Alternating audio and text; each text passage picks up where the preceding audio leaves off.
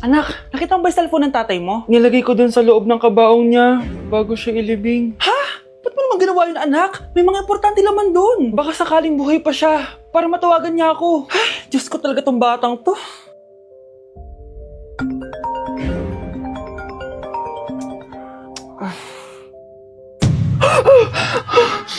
Matawag si tatay. Nay, kailangan natin pumunta sa sementeryo. Tumawag sa akin si tatay. Anak, pwede ba? Wala akong oras makipagbiruan sa'yo. Marami pa akong tatapusin trabaho. Pero Nay, pag di ka pa tumigil, kukunin ko yung cellphone mo. Tay, sumagot ka. Alam kong buhay ka. Sa lahat ng pwede kong makita, ikaw pa talaga. Jessica, tinatawagan ko lang tatay ko. Nababaliw ko na talaga, no? Patay na tatay mo, di ba? Baliw. Hindi, buhay siya. Ito tandaan mo, kapag hindi ka pa tumigil sa kabaliwan mo, susunod ka na sa tatay mo. Sinabihan akong baliw ni Jessica tapos sinaktan niya ako. Totoo naman, di ba? Nabuhay ka. Anak, nabalitaan mo na ba? Ha? Ang alin, Nay? Patay na si Jessica. Natagpuan siyang walang buhay dyan sa may ilog. Ano? Ay, Diyos ko, kawawang bata.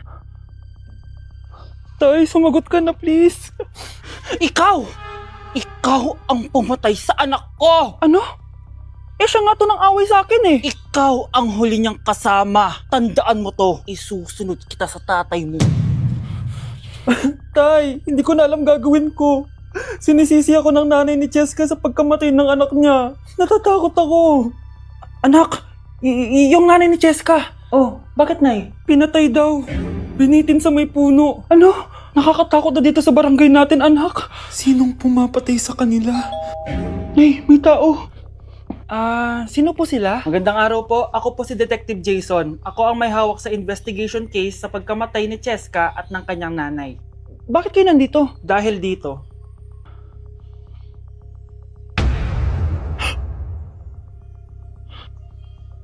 Nay, ikaw pumatay sa kanila? Oo anak.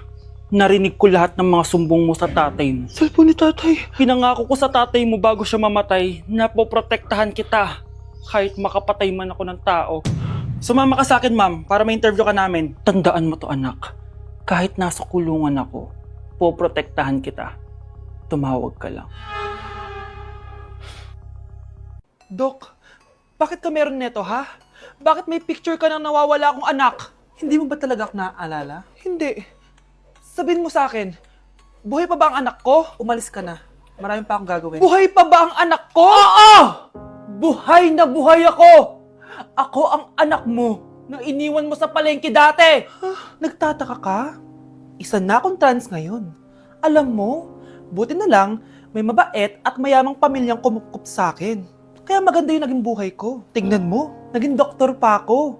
Kaya salamat sa'yo at iniwan mo ko. Anak, hinanap kita. Umasa ako na babalik ka. Hindi na importante yan. Ayaw na kita makita at hindi na kita kailangan. Kaya umalis ka na! Hello po. Kamusta po yung pasyente? Dok, si nanay naman yung nagkasakit. Kamusta na siya? Okay naman. Sa iba ko na lang siya ipapaasikaso, ha? Anak? Anak, please! Bakit anak tawag mo sa kanya, Nay? Sure ka ba na habang buhay ka magagalit sa nanay mo? Nakita ko results niya kanina. Anytime, pwede siya mawala. Magpapahangin lang ako. Nasaan na sila? Hello, nurse? Nasaan yung pasyente dito sa room 214? Anak? Ako ba hanap mo? Nay, akala ko may masamang nangyari na sa'yo. Anak, hindi na kita iiwan. Good news! False alarm lang pala yung nakita namin results sa nanay mo. Ibig sabihin, magiging okay siya. Salamat naman. Nay, ayoko na mawala ka sa akin, ha? Yay! May ate na ako! Kyle, anak! Uuwi yung mga kapatid mo. Talaga, Nay? Tagal kong hinintay ito. Grabe. Akala ko nakalimutan na nila tayo kasi successful na sila eh. Miss ko na sila. Tagal na din nung last na pumunta sila dito. O sige na anak, hintayin mo sila sa labas ha. Maghahanda lang ako ng kakainin natin mamaya. Uy Kyle, balita ko, uuwi yung mga kapatid mo ah. Opo tita.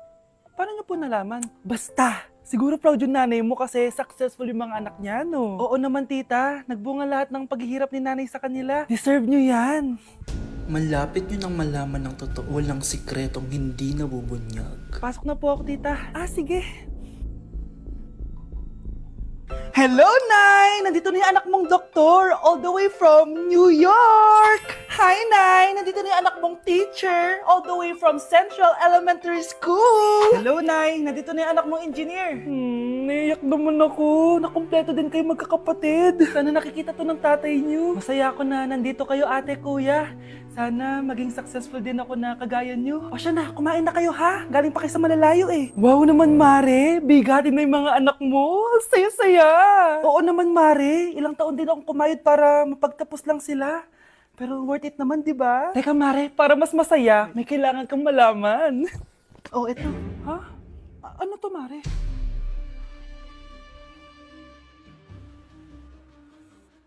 Nay, bakit po? Mga sinungaling kayo? Paano niyo nagawa sa akin to, ha?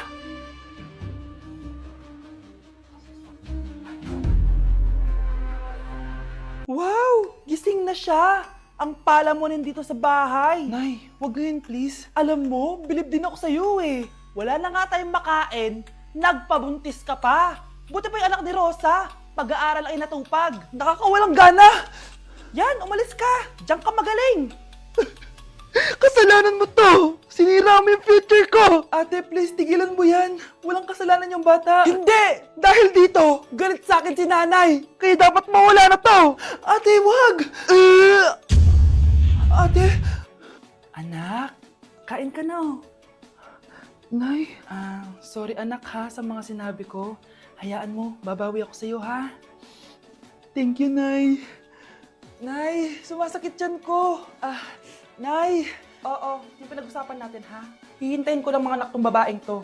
Pag nabigay ko na yung bata, ibigay mo na agad yung pera sa akin ha. Palak ibenta ni nanay yung anak ko. O anak, okay ka lang? Walang iya ka, Nay! Ang sama mo! Akala ko, totoong nagbago ka na.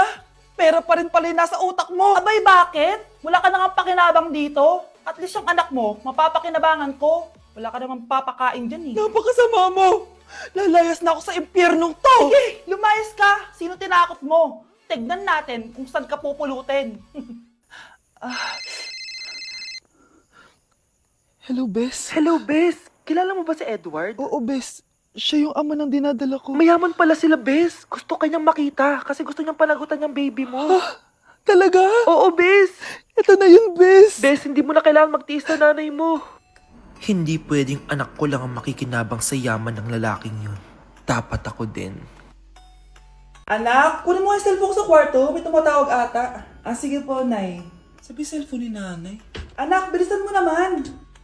Ay, salamat naman, nakatae din. Scarlett, ba't nandyan ka? Di ba pinukuha ko sa phone ko? Pinagsasabi mo, Nay. Kanina pa ako dito sa loob. Nay, ito na po cellphone niyo. Sino yan, Nay? Bakit kamukha ko? Teka lang, bakit dalawa kayong Scarlett? Nananaginip pa ako? Nay, ako yung totoong Scarlett. Ha? Sinungaling! Ako to, Nay. Ang totoong Scarlett. Sandali nga! Hindi na ako tutuwa sa inyong dalawa, ha? Isa lang ang solusyon dito. Magtatanong ako at kung sino makasagot ng tama, siya ang totoong Scarlett. Unang tanong, saan ako may balat? Balat? Nay! Sa puwet! Nay! Sa kifi. Tama! Kifi. Ha? Totoo ba, Nay? O, diba? Alam ko. Susunod na tanong. Ano ang timbang ko? Mukha kang 100 kilos, Nay. 75 kilos? Tama! 75 kilos! Yes! Huling tanong. Ano ang birthday ko? Birthday? Mahina pa naman ako sa ganyan. April 14, 1977? April 15, 1977. Tama! Ikaw nga ang totoong Scarlett! At ikaw, dahil talo ka, lumayas ka na dito, impostor! Ay! Sino ba kasing Scarlett na yun? Bakit kamukha ko siya? Anak, kilala mo talaga ako, no? Siyempre naman, Nay. Anak mo ko eh. Worth it lahat ng pagpaparetoke ko dahil sinira mo ang mukha ko noon. Ngayong napaniwala na kita, gaganti na ako sa'yo. Nay, kasama ko si Cheska, yung best friend ko. Ang ganda naman yung best friend mo, anak. Oh, kumain na kayo dito. Ay, hindi na, Nay. Busog pa kami, di ba? Opo, tita. Sige. Pasok na kami sa kwarto, Nay, Tara na. Tagal na natin di nagkita, bes. Oo nga pero syempre, best friend pa din tayo. Basta, walang iwanan Oo naman, walang iwanan. Hanggang sa kabilang buhay pa yan. Lasya! Bata pa tayo. Matagal pa yan. Manood na nga tayo. Sige, kunin ko lang ang mga chichirya natin. Mare! Oh, Mars, ang ginagawa mo dito? Nandiyan ba si Scarlett? Bakit, Mars? Si Jessica kasi, yung best friend niya, nasagasaan daw kagabi. Ha? Kasama pala ni Scarlett kanina si Jessica. Oo nga. Manonood nga kami ngayon ng movie sa kwarto eh. Scarlett, maniwala ka. Nakalamay na siya ngayon. Di magandang biro yan, tita ha. Sige na, ipasok na ako. Oh, eto. Picture ng lamay niya. Ayaw niyo pa maniwala ha. Jessica? Saan nagpunta yun? Matawag. Scarlett, for sure alam mo na yung nangyari kay Cheska. Pupunta ka ba sa lamay niya ngayon? Ano pong sabi niyo, tita? Scarlett! Scarlett, lumabas ka dyan! Hi, Scarlett. Tara, nood na tayo ng movie. Jessica? Di ba walang iwanan? Sumama ka na sa akin.